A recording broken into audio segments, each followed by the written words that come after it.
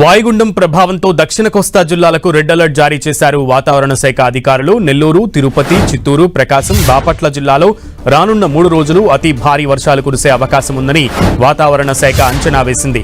దీంతో మత్స్యకారులెవరూ సముద్రంలోకి వేటకు వెళ్లొద్దని అధికారులు ఆదేశాలు జారీ చేశారు.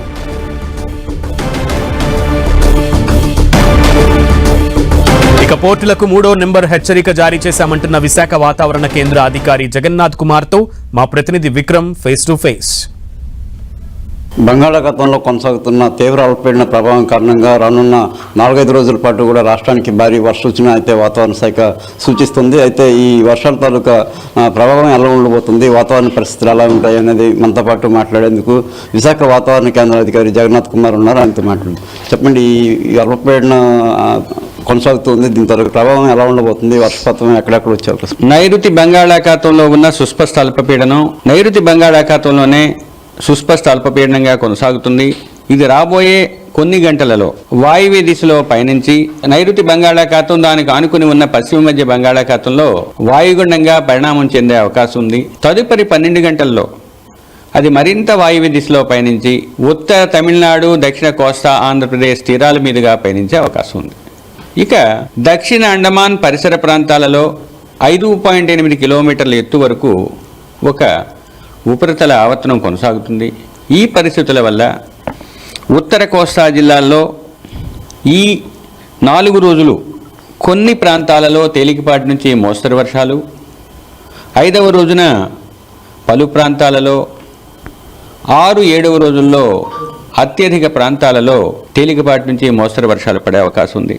ఇక దక్షిణ కోస్తా జిల్లాల్లో ఈ 2 రోజులు అత్యధిక ప్రాంతాల్లో తేలికపాటి నుంచి మోస్తరు వర్షాలు, తదుపరి 5 రోజులు కూడా పలు ప్రాంతాల్లో పడే అవకాశం. ప్రకాశం, పొట్టి శ్రీరాములు, నెల్లూరుతో పాటుగా తిరుపతిలోను, ఇక రాయలసీమ జిల్లాలైన వైఎస్ఆర్ కడప, అన్నమయ్య జిల్లాల్లోనూ ఈ 24 గంటల్లో భారీ నుంచి అతి భారీ, అత్యంత భారీ వర్షం కూడా నమోదయ్యే అవకాశం ఉంది. ఇక కోస్తా జిల్లా అయిన బాపట్లతో పాటుగా రాయలసీమ జిల్లాలైన చిత్తూరు, సత్యసాయి, అనంతపూర్, నంద్యాల జిల్లాల్లోని 1-2 చోట్ల భారీ నుంచి అతి భారీ వర్షపాతానికి ఆస్కారం ఉంది. పల్నాడు మరియు కర్నూలు జిల్లాల్లోని 1-2 చోట్ల భారీ వర్షానికి ఆస్కారం ఉంది. ఇప్పుడు ఏ జిల్లాలకి red alert, orange alert, yellow alert అనేవి జారీ చేయడం జరిగింది? ఈ 24 గంటల్లో అయితే 5 జిల్లాలకు రెడ్ అలర్ట్, అంటే అత్యంత భారీ అవకాశం ఉన్న జిల్లాలు ప్రకాశం, నెల్లూరు, తిరుపతి, వైఎస్ఆర్ కడప, అన్నమయ్య. ఇక ఆరెంజ్ అలర్టు బాపట్ల, నంద్యాల, అనంతపూర్, సత్యసాయితో పాటుగా చిత్తూరు జిల్లాల్లో ఆరెంజ్ అలర్టు, పల్నాడు మరియు కర్నూలు జిల్లాల్లో ఎల్లో అలర్టు జారీ చేయడం జరిగింది.